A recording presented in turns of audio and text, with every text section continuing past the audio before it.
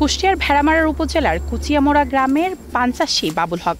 পান চাষ লাভজনক হলেও গত কয়েক বছর ধরে ধারাবাহিক লোকসান গুনতে হচ্ছে তাকে। তবে এবারের পরিস্থিতি আরও ভয়াবহ। পানের ন্যায্য দাম না পাওয়ায় ঋণের জালে জর্জরিত হয়ে পথে বসার উপক্রম তার।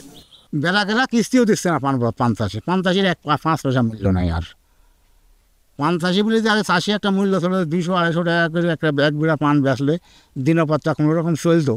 এখন কোনো রকম চলার মতো পরিবেশ নাই। লোন তুলি করি যা কিছু করি আছে, ধরেন আছে পান মেরামত করছি, পানের বরাদ মেরামত করছি, কিন্তু আমরা কোনো দাম পাচ্ছি না, কোনো কিছু নাই, ঋণে জড়াজীর্ণ হয়ে গেছি। কুষ্টিয়া জেলার হাটে পানের সরবরাহ পর্যাপ্ত থাকলেও ক্রেতা তেমন একটা নেই। আগে যেখানে প্রতি হাটে 7 থেকে 8 কোটি টাকার পান বিক্রি হতো, সেখানে বর্তমানে পানের দাম না থাকায় তা নেমে এসেছে অর্ধেকেরও কমে।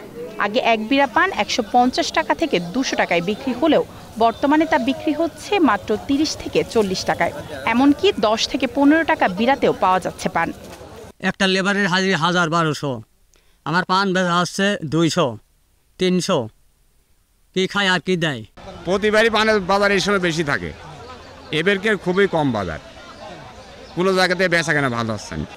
শুধু পান চাষিরাই নয়, এর সাথে জড়িত শ্রমিকরাও পড়েছেন বিপাকে। পানের বাজার মন্দা হওয়ায় কর্মহীন হয়ে পড়ার আশঙ্কা তাদের। এভাবে চলতে থাকলে তো এগুলো করবে না কেউ, এগুলো ছেড়ে বেড়াতে চলে যাবে।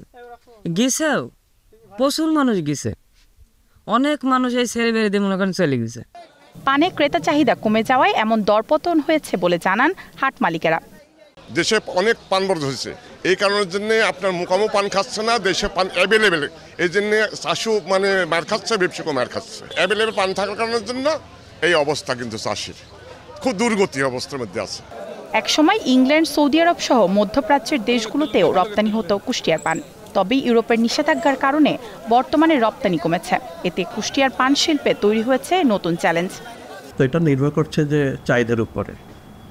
বিশেষ করে বিদেশে যদি রপ্তানি হয়ে থাকে তখন দাম বাড়তে পারে। নিরাপদ পান আবাদ করা যায় সে ব্যাপারে জেলা কৃষি বিভাগ এবং উপজেলা পর্যায়ে সব জায়গায় কৃষক এবং কৃষি কর্মকর্তারা সচেষ্ট রয়েছে। মিষ্টি স্বাদের জন্য বিখ্যাত এই এলাকার পান পরিচিত মিঠা পাতা পান নামে, তাই কুষ্টিয়াকে বলা হয় পানের রাজধানী। চাষিদের দাবি, পান চাষে ঐতিহ্য ফেরাতে রপ্তানিতে বাধা দূর করা সহ দরকার সরকারি পৃষ্ঠপোষকতার। Desk report, star news.